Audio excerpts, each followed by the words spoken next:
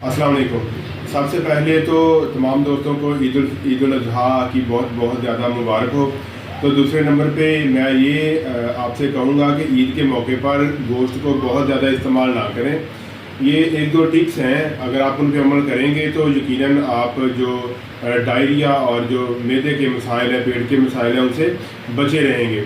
आप गोश्त और भुना हुआ जो ख़ास तौर पे कबाब वगैरह बना के बारबेक्यू करके और ये खाएं, बहुत ज़्यादा खाएंगे और उसके साथ कोल्ड ड्रिंक्स वगैरह पिएंगे तो उससे आपको डायरिया हो सकता है, आपका ब्लड प्रेशर तेज़ हो सकता है। तो कोशिश करें कि इन चीज़ों से परहेज़ करें और कब्ज़ भी हो सकती है, तो कोशिश करें कि इनसे बचें और बड़ी एहतियात के साथ थोड़ा थोड़ा करके इस्तेमाल करें।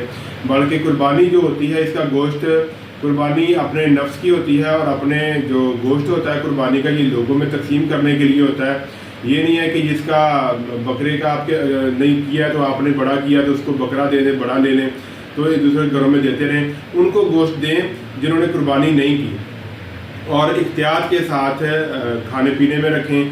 ख़ास तौर पे ये गोश्त से थोड़ा अवॉइड करें, गर्मी बहुत ज़्यादा है, इससे आपको कई मसाइल भी हो सकते हैं। तो कोशिश करें कि वो ग़िज़ा खाएँ जो आसानी से हज़म हो सकती है।